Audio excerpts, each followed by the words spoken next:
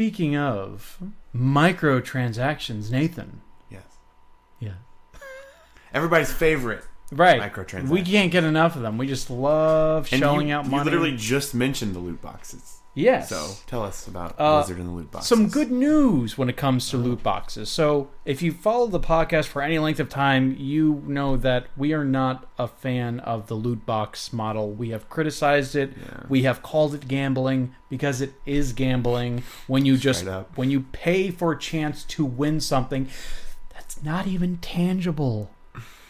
It's like it's like a digital vending machine with those little cheap toys you could get.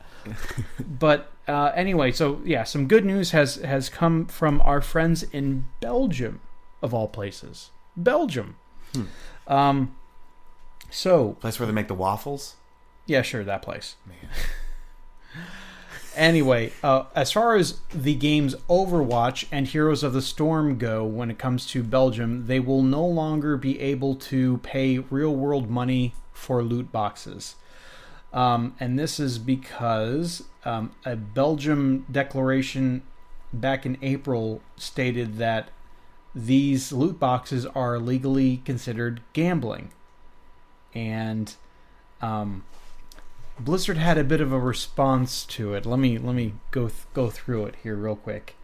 While we at Blizzard were surprised by this conclusion and do not share the same opinion, we have decided to comply with their interpretation of Belgian law. Yeah, Belgium, you don't know what Belgian law is. You're just interpreting it. We at Blizzard know better. Back into the quote. As a result, we have no choice but to implement measures that will prevent Overwatch and Heroes of the Storm players located in Belgium from purchasing in-game loot boxes and loot chests with real money and gems. While players in Belgium will no longer be able to purchase paid loot boxes in Overwatch and loot chests in Heroes of the Storm, they'll still be able to earn them by playing the games, and they'll still have access to all in-game content.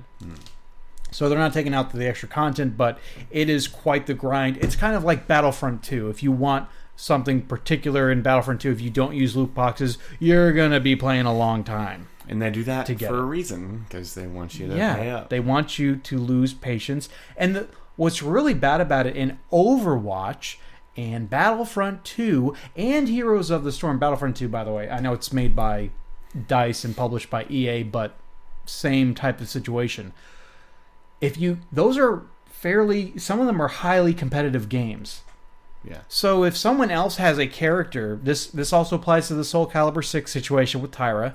If someone has access to a certain player day one and they want to get good with her, do you really think that they're going to take the time to grind through the game to unlock that character that they want to play as? Yeah. No, they'll plop down the money, and these companies know it. Yeah. And it's really bad when it's a loot box situation. It's also gambling on top of that. Right, absolutely. Yeah, and then wasn't there like a story we covered a long time ago about like kids like stealing like their parents' information or whatever and like just buying like loot boxes? The game Counter-Strike had a real problem with people getting skins for their guns, and there was like a trading site, and that turned into like a whole gambling ring. Like your chance to win like a super rare skin for your gun in the game. Really just stupid stupid stuff.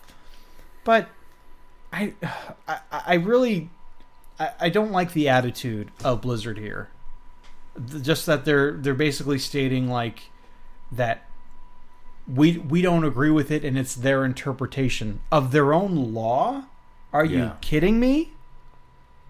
Maybe they meant interpretation of Belgian law. What their gambling is. Yeah, I know, but it was worded like that. Yeah, the wording was interpretation of Belgian law.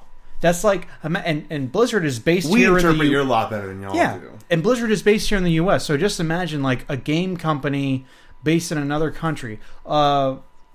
I think it's CD Projekt Red, the creators of the Witcher series. Have you ever heard of the Witcher? It sounds kind of familiar. Well, they're based in Poland. Imagine if, a Polish developer like CD Projekt Red came in and was just like, well, we don't agree with the U.S.'s interpretation of U.S. law. Yeah. It's weird. Are you... Okay, great. you can go fly a kite as far as I'm concerned. Like, we would have the same type of attitude. So it's very... kind of pretentious almost. They're like, we know and your law. arrogant for them to have this kind of an attitude. Yeah. And I hope more countries need to do this. I hope our country does it this. To them, yeah. I hope our country does this because the practice is ridiculous. The fact that you have this game out there, there's no age restriction to play it, yet you have gambling in it. Yeah.